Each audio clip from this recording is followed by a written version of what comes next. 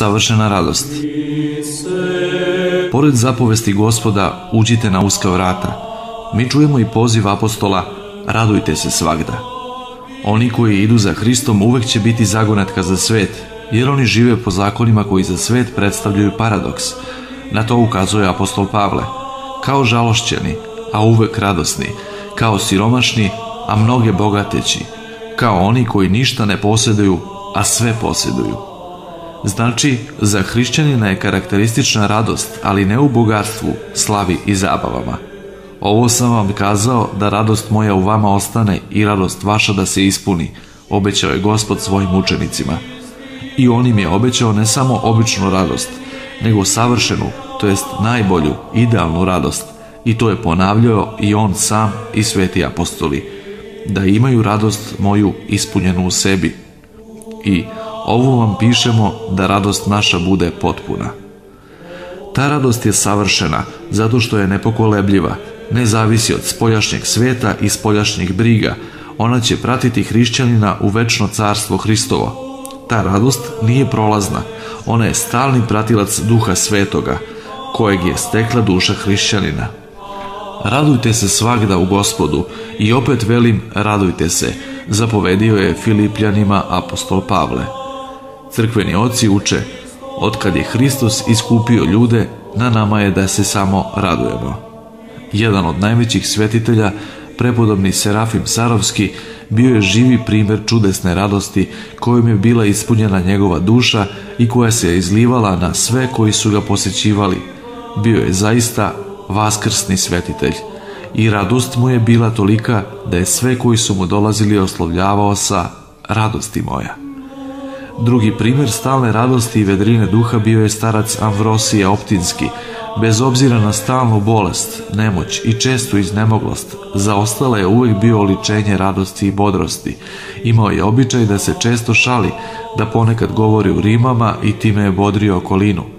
I u trenucima potpune iznemoglosti, ljudi pored njega vidjeli su ga u veselom raspoloženju. Takvo je bilo njegovo stanje duha.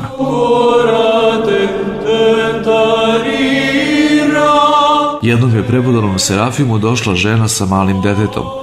Dok je prepodobni razgovarao sa majkom, dete je počelo da trči i da se igra. Majka je htjela da mu zabrani, ali prepodobni ju je zaustavio. Pusti, rekao joj je tiho, sa njim se igra anđeo čuvar. Oči prepodobnog su vidjele više nego majka deteta. Starca Amvrosija Optinskog je jednom također posjetila majka sa trogodišnjom devojčicom. Dok je majka razgovarala sa starcem, devojčica je obišla i pažljivo osmotrila svaki ugao sobe i na kraju stala na sred sobe, prekrstila je ruke preko grudi i sažaljivo gledajući na starca rekla: jadan starčić, on je tako star, stalno u postelji leži, soba mu je tako mala, igračaka nema, noge ga bole, da trči ne može. Ja imam igračke, hoćeš starče da ti donesem igračke da se poigraš? Donesi, devojčice, odgovorio je starac. Kako si ti dobra, hvala ti što si se sažalila na starca. Tako je starac umeo da govori i sa trogodišnjim detetom.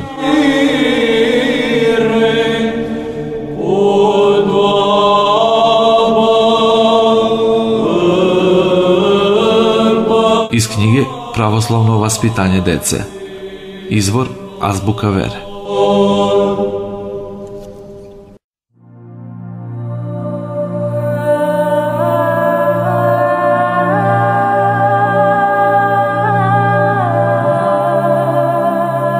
Pravoslavni internet portal.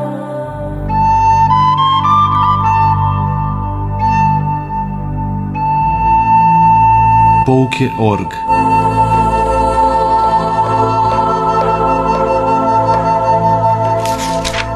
Vesti iz crkve, audio i video snimci. Besplatne knjige, tekstovi, fotografije, blogovi, ankete. Biblija na svim svetskim jezicima. Facebook statusi, pravoslavne radio stanice, forum Žive reči utehe i još mnogo toga. Radosna vest na 1001 način. Pouke.org.